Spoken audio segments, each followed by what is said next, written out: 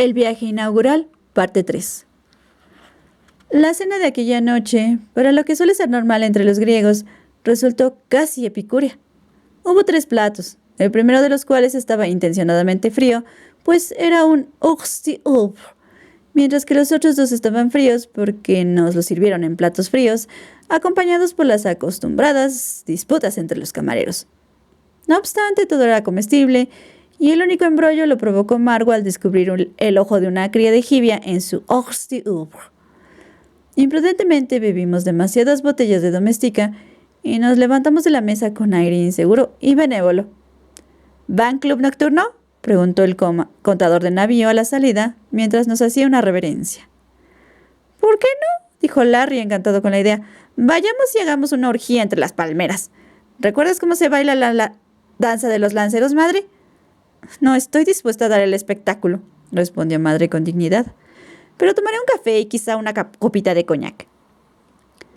Descendamos, pues, a los funestos abismos del club nocturno amortajado con palmeras, dijo Larry, guiando a madre de modo bastante inseguro por la cubierta, donde quién sabe qué doncellas orientales excitadas por el opio nos aguardan.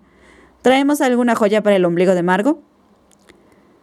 Como habíamos tardado bastante en terminar de comer, nos encontramos con que el club nocturno estaba en plena actividad. A los acordes de un vals vienés, nuestras 3 damas gordas y un grupo variado de pasajeros luchaban a codazos por conseguir un sitio en el minúsculo cuadrado de parqué, como peces amontonados al fondo de una jaberga. Aunque todas las sillas y sofás y mesas lujosamente incómodos parecían ocupados, un ansioso camarero apareció como por ensalmo a nuestro lado y nos condujo hasta la mesa y las sillas más iluminadas y visibles, situadas en un lugar de honor. Según nos dijo, para nuestra alarma y abatimiento, habían sido reservadas especialmente para nosotros por el capitán. Estábamos a punto de protestar, diciendo que queríamos una mesa sombría y tenebrosa, cuando desgraciadamente apareció el capitán en persona.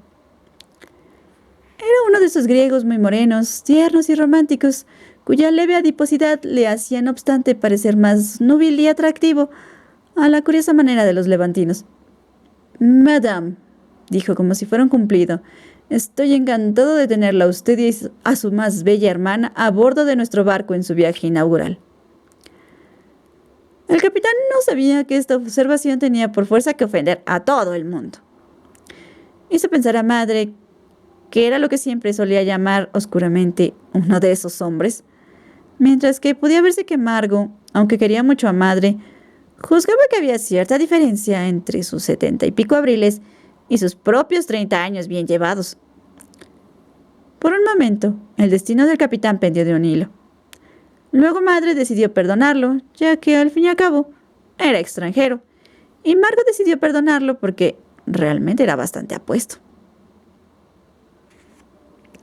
Leslie lo juzgó con recelo, pensando obviamente que el agujero en la proa demostraba que su capacidad náutica era bastante limitada. Larry había alcanzado ese benévolo estado de intoxicación en el que todo el mundo parece tolerable. Con la suavidad de un jefe de camareros profesional, el capitán nos distribuyó en torno a la mesa, sentándose él mismo entre madre y Margo, y nos sonrió jovialmente, con sus empastes de oro reluciendo como luciérnagas en su cara morena. Pidió una ronda de bebidas y luego, para terror de madre, la solicitó para el primer baile. «Oh, no», dijo, «temo que mis días de baile han acabado sin remedio. Dejo esas cosas para mi hija». «Pero, madame», imploró el capitán, «es usted mi huésped, debe bailar». Era tan dominante que madre, para nuestro estupor, se levantó como un conejo hipnotizado por un armiño y permitió que la acompañara a la pista de baile. «Pero si madre no ha bailado desde que murió papá en 1926», dijo Margo con voz entrecortada. «Se ha vuelto loca», murmuró Leslie lúgubremente. «Tendrá un ataque cardíaco y tendremos que enterrarla en el mar». De todas formas, su última decisión había sido que la enterraran en el mar. Madre pasaba buena parte de su tiempo eligiendo lugares en los que ser enterrada. «Es más probable que muera aplastada con esas 3 enormes mujeres a su alrededor», comentó Larry. «Resulta peligrosísimo meterse en esa pista. Es como entrar en una pista de circo llena de elefantes salvajes». Ciertamente la pista estaba tan atestada que las parejas giraban con una lentitud casi glacial, utilizando a Madre a modo de ariete y ayudándose con sus anchos hombros. ¡Quítense de aquí! El capitán había conseguido abrirse camino en el sólido muro de carne y ahora estaban empotrados en sus honduras. Debido a su minúsculo tamaño, era imposible ver a Madre, pero de vez en cuando divisábamos fugazmente la cara del capitán y el centelleo de sus dientes. Finalmente cesaron de golpe las claras notas de los cuentos de los bosques de Viena, y las parejas sofocadas, jadeantes y sudorosas, abandonaron la pista. Morada y deshecha, Madre fue medio arrastrada de vuelta a nuestra mesa por el resplandeciente capitán. Se dejó caer en su silla, demasiado asfixiada para hablar, y se abanicó con su pañuelo. «El vals es un baile muy bueno», dijo el capitán, bebiéndose de un trago su uso. «Y no solo es un buen baile, sino también un buen ejercicio para los músculos». Parecía ajeno al hecho de que Madre, que respiraba con dificultad y tenía la cara congestionada, recordaba a alguien que acabara de volver de un encuentro casi mortal con King Kong. Después le llegó el turno a Margo, pero como era más joven y ligera de pies y ágil que Madre, sobrevivió bastante mejor. Cuando volvió, Madre dio efusivamente las gracias al capitán por su hospitalidad, pero dijo que creía que debía ir a acostarse, pues había tenido un día bastante ajetreado. En realidad había pasado el día envuelta en mantas, en una tambaleante tumbona de cubierta, quejándose del frío viento y del agitado mar. De modo que hizo una airosa retirada y Leslie la acompañó a su camarote. Cuando volvió, Margo, valiéndose de todos sus indudables encantos, había persuadido al capitán de que, aun admitiendo que los valses vieneses venían muy bien como ejercicio tonificante, ningún barco griego digno de su nombre, y desde luego ninguno que hiciera su viaje inaugural, podía ignorar la herencia cultural de Grecia expresada en sus danzas nacionales. Al capitán le encantaron tanto Margo como su propuesta, y antes de que pudiéramos hacernos a la idea, había tomado las riendas de la herencia cultural griega. Se acercó resueltamente a la orquestina de septuagenarios y le preguntó en voz alta qué bellas y antiguas melodías culturales griegas conocían. Melodías de los campesinos, de la gente. Melodías que revelaran tanto las maravillas de Grecia como el valor de su pueblo, la profundidad de su historia y la belleza de su arquitectura, el misterioso encanto de su mitología, la radiante brillantez que había dirigido el mundo. Melodías que evocaran a Platón, a Sócrates, la gloria pasada, presente y futura de los griegos. El violinista dijo que solo conocían una melodía de ese tipo y era «Nunca los domingos». El capitán estuvo a punto de tener una apoplejía, con las venas palpitándole en las sienes. Se volvió, extendió de golpe los brazos y se dirigió al público congregado. ¿Había alguien, preguntó retóricamente, que hubiera oído hablar jamás de una orquestina griega que no sabía ni una sola melodía griega? ¿Ah?, dijo la multitud, como suelen decir las multitudes cuando les plantean algo que no terminan de entender. «¡Llamen al primer oficial!», rugió el capitán. «¿Dónde está Gianni Papadopoulos?». Tenía un aspecto tan amenazador, erguido en mitad de la pista de baile con los puños apretados y mostrando sus dientes de oro, que los camareros salieron a toda prisa en busca del primer oficial, el cual apareció finalmente con semblante un poco alarmado, temiendo presumiblemente que habían descubierto otro agujero en la proa. «Papadopoulos», gruñó el capitán. ¿No son las canciones griegas una de las mejores cosas de nuestro patrimonio cultural? «Por supuesto», dijo Papadopoulos, tranquilizándose levemente, pues no parecía ser por la conversación que su empleo estuviera en peligro. Era evidente, pensó, que estaba en terreno seguro. Ni siquiera un capitán poco razonable podría culparlo de la mayor o menor brillantez de la herencia musical griega. «Entonces, ¿por qué no me ha dicho nunca?», dijo el capitán, mirándolo con diabólico ceño, «que esta orquestina no conoce ninguna melodía griega, ¿eh?». «Sí que las conocen», dijo el primer oficial. «No», dijo el capitán. «Pero si yo se las he oído tocar», protestó el primer oficial. «¿Tocar qué?».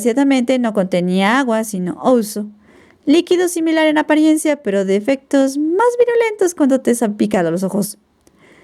Le salvó la vista la presencia de ánimo del contador de navío, que cogió un sifón de soda y dirigió contra los ojos del desdichado camarero un chorro tan fuerte que estuvo a punto de echar a perder su labor terapéutica, sacándole los ojos. Lo llevaron quimiente a su camarote y continuó el baile. Siguió hasta el amanecer, momento en que, como una vela, menguó, vaciló y se extinguió.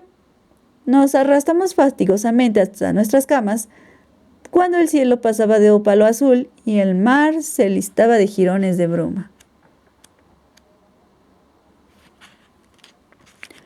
Todo era bullicio y actividad cuando conseguimos despegarnos de las sábanas y nos reunimos, según se nos había dicho, en el salón principal. Al cabo de un rato apareció el contador de navío y se inclinó ante Madre y Margo. «Saludos del capitán», dijo, «¿y nos gustaría subir al puente y ver atracar el barco?» Madre consintió con tal gracia en asistir a este gran momento que se hubiera dicho que la habían pedido que botara el barco. Tras un apresurado y típico desayuno griego, tostadas frías y tocino y huevos fríos servidos en platos helados, todo ello acompañado por té tibio que resultó ser café servido en una tetera por alguna razón misteriosa, subimos en tropel al puente.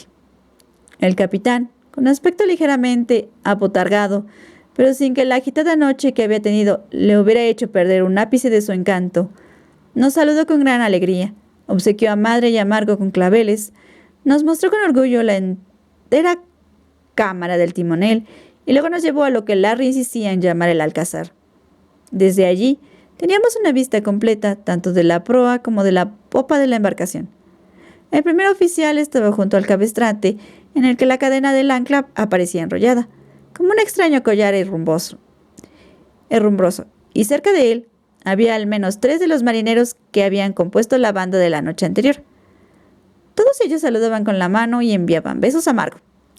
«Margo, querida, desearía que no te mostraras tan familiar con esos marineros», se quejó madre.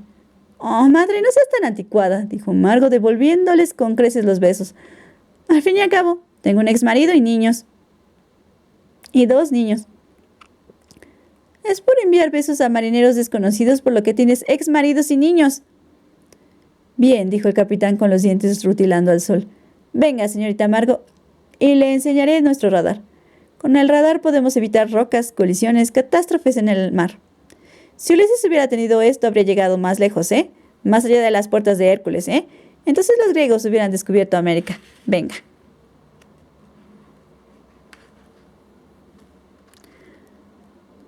Condujo a Margo a la cámara del timonel y dedicó toda su atención a enseñarle el radar. El barco enfilaba ahora directamente al muelle, navegando a la velocidad de un anciano en bicicleta. El primer oficial, con los ojos clavados en el puente, como un perdiguero listo para ir a cobrar la primera perdiz de la temporada, esperaba órdenes ansiosamente. Dentro de la cámara del timonel, el capitán explicaba a Margo cómo, en el radar, los griegos podrían haber descubierto Australia, además de América. Leslie empezó a inquietarse, pues ya estábamos bastante cerca del muelle. «Oiga, capitán», gritó, «¿no deberíamos largar el ancla?» El capitán, que sonreía de modo radiante a Margo, volvió la cabeza y clavó en Leslie una mirada glacial. «Por favor, no se preocupe, señor Durrell», dijo. «Todo está bajo control». Luego se volvió y vio el muelle, surgiendo al frente como un implacable iceberg de cemento. «¡La madre de Dios me asista!», rugió en griego, y se abalanzó fuera de la cámara del timonel. «¡Papagopoulos!», gritó. «¡Largue el ancla!». Esta era la señal que había estado esperando el primer oficial. Hubo un estallido de actividad y se oyó el estruendo metálico de la cadena arrastrándose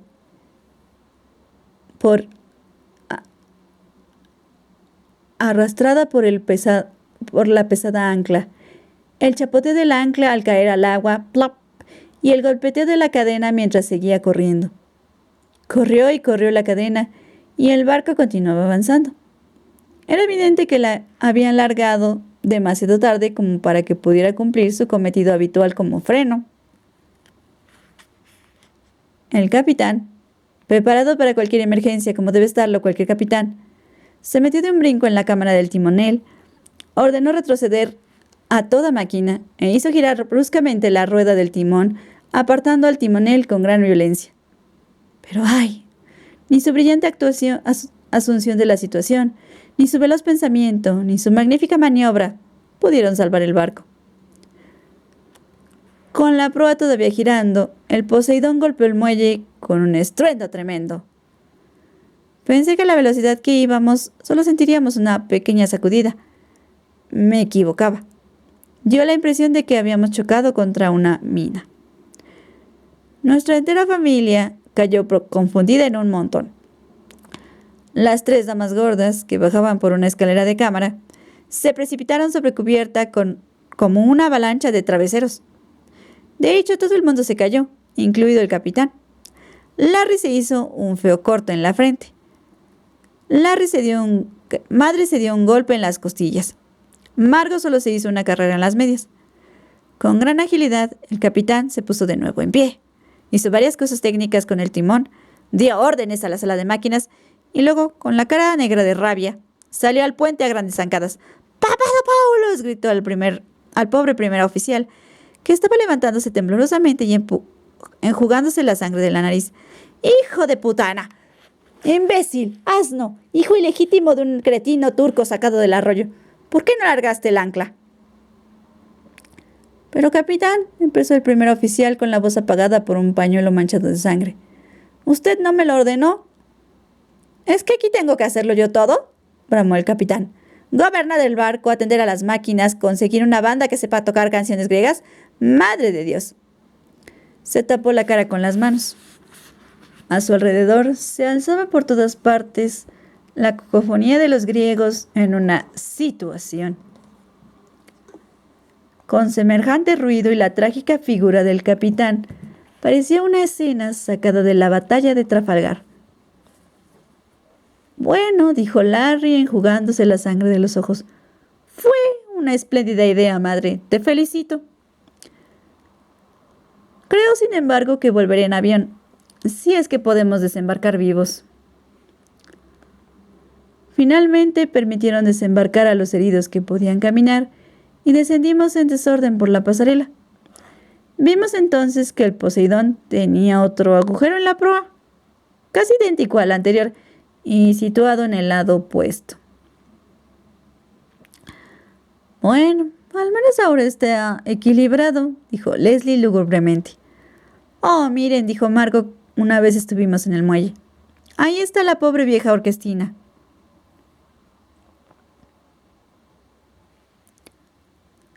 Saludó con la mano y los 3 ancianos caballeros se inclinaron.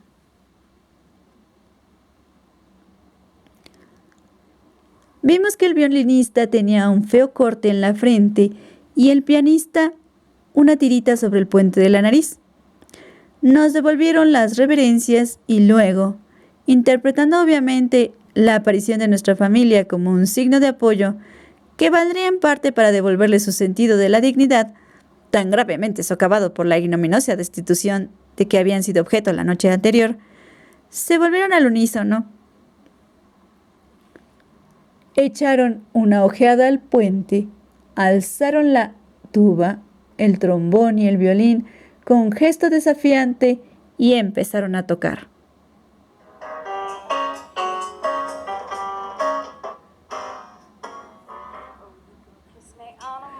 Los acordes de Nunca los domingos descendieron flotando hasta nosotros.